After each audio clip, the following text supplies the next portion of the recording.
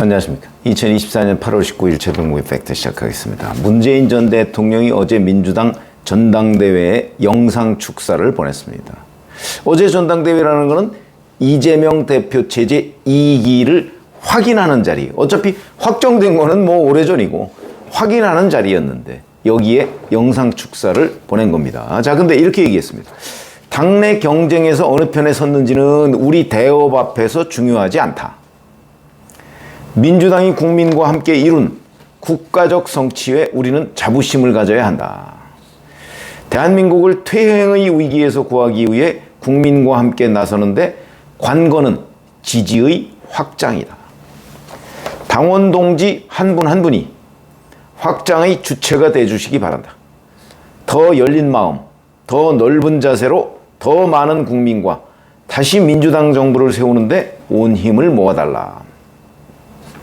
확장을 가로막는 편협하고 배타적인 행태를 단호하게 배격하자. 이러면서 김대중 전 대통령 15주기 뭐 이런 점까지도 고려를 해서 김대중 전 대통령이 평생 걸으신 민주, 민생, 평화의 길을 되새기며 퇴행하는 역사를 바로잡고 국민에게 희망을 주는 민주당이 되자는 결의를 새롭게 다져달라. 뭐 이런 식의 얘기를 했습니다. 자, 어제 2024년 8월 18일 전당대회의 의미가 어디에 있죠? 문재인 전 대통령한테는 이른바 본인들이 주장하는 민주정권 4기, 그러니까 김대중, 노무현, 문재인에 이어서 4기를 만들어내자 뭐 이런 게 의미가 있는지 모르겠으나 어제 전당대회의 의미는요, 이재명 대표를 2027년 대선 주자로 만들고 그리고 그 대선에서 대통령으로 만들자. 이게 어제 전당대회의 기획 의도입니다. 드라마가 있어도 드라마의 제작 의도가 있는 거 아닙니까? 어제 그 전당대회를 기획했던 민주당 사람들의 머릿속에는 이재명을 대통령으로 밖에 없는 겁니다. 자, 그런데 그렇게 하기 위해서는 어떻게 해야 되죠? 당장 이재명 대표 앞에 떨어진 그 여러 가지 장애물들을 치워야 되는 거죠. 그 장애물은 사실상 그 뭐 확장성이 없다 뭐 이게 아니고 재판에서 유죄가 확정되면 출마 자체를 못하니까 그 유죄가 확정되는 걸 막자 이겁니다. 그러니까 이재명의 사법 리스크를 당 전력으로 방어해서 이재명이 대선 후보가 되고 이재명이 대통령이 되도록 하자. 우리 당은 똘똘 뭉쳐서 그 길로 매진하자. 이게 어제 전당대회의 기획 의도였습니다. 자, 문재인 전 대통령이 이건 몰랐을까요? 당연히 알았겠죠. 그래서 이제 그거에 맞춰서 전당대회에 영상 축사를 보냈을 텐데, 그럼 그 영상 축사의 콘티를 쓸 때, 이 의도가, 전당대회 의도가 이런 거기 때문에 거기에 맞춰서 어차피 영상 축사라는 거는 덕담하는 자리 아닙니까? 그러니까 이재명을 중심으로 뭐 이런 얘기라든가 아니면 뭐 이재명 대표가 뭐 확정이 안 됐다, 확인을 못 했다, 뭐 이걸 굳이 강조하고 싶으면 그러면 오늘 선출되는 대표를 중심으로 자, 정권을 다시 교체해서 민주정부 뭐 4기를 만들자. 뭐 그 얘기가 그 얘기죠. 오늘 어제 이제 선출될 대표는 이재명이니까. 이런 부분이라도 충분히 감안을 했고 알았을 텐데 그 말이 없습니다. 이재명을 중심으로라는 말이 없는 겁니다. 또는 이재명을 상징하는 단어가 없는 거죠. 과거에 3당 통합 이후에요. 노태우 대통령과 김영삼 민자당 대표 최고위원이 주례 회동을 하지 않습니까? 그러면 그때 YS가 노태우 대통령한테 항상 요구했던 것이 당은 김영삼 대표를 중심으로 뭘 해라. 이 부분이었습니다. 김영삼 대표를 중심으로. 왜냐하면 이게 이미지가 굉장히 중요하거든요. 이 당의 중심은 김영삼이다 하는 거를 끊임없이 유권자들한테 각인시켜주는 것. 현직 대통령이. 중요하죠? 그러면 여기에서도 문재인이라는 사람이 현직 대통령은 아니지만 어느 정도 그래도 야권의 지분을 가지고 있는 사람 아닙니까? 그렇다면 이 문재인 전 대통령이 지금 민주당에 대해서 이재명 대표를 중심으로 라는 얘기를 못 해줄 것도 없죠. 왜냐면 그냥 어저께 한번 해주면 되는 거니까. 그걸 문재인 전 대통령도 충분히 알았을 텐데, 그런데도 불구하고 그 얘기를 안 하고 계속해서 확장성 얘기만 했다. 그 얘기는 이재명 대표로서는 뭐 이런 사람이 다 있어 라고 생각을 할 가능성이 있고, 지금까지 확장성이라는 개념으로 본다면 이재명이라는 정치인이 가장 어찌 보면 약점입니다. 그 민주당을 지난 2년간 이끌었고, 그 다음에 앞으로 이제 2년간 이끌 텐데, 그 과정에서 이재명의 정치 스타일 어떤 거라고 생각하십니까?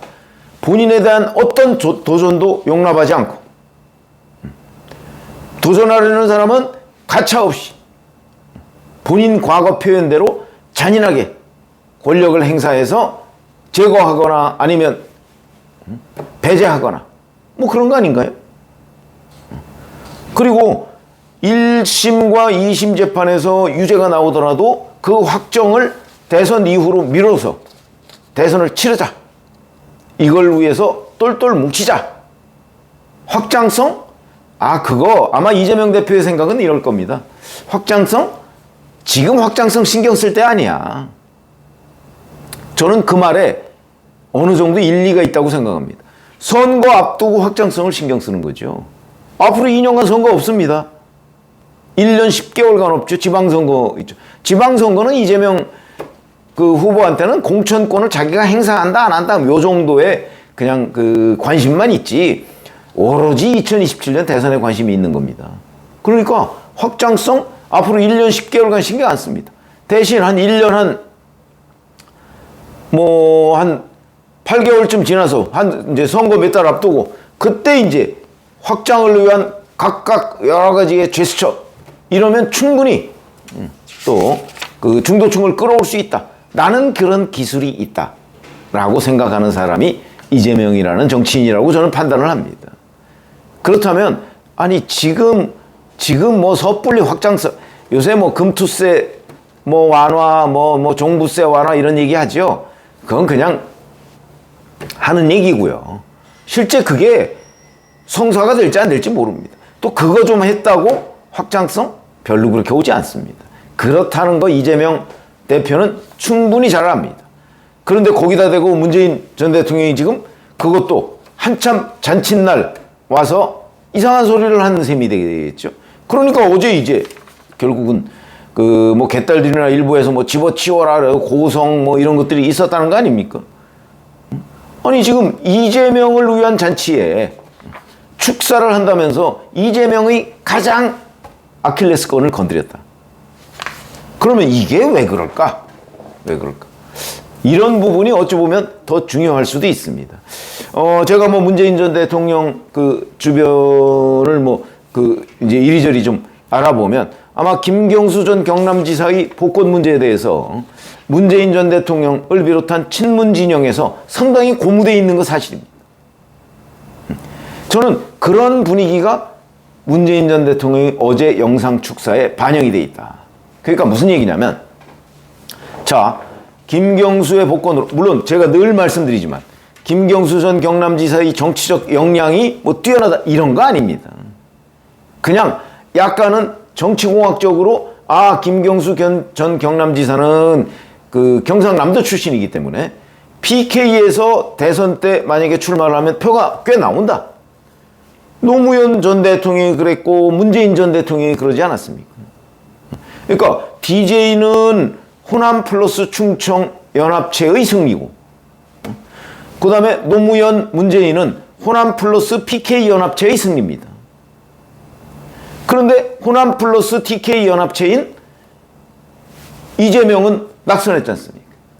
그렇기 때문에 문재인 전 대통령과 친문 진영에서는 호남 플러스 충청이 되든가 아니면 호남 플러스 PK가 되든가.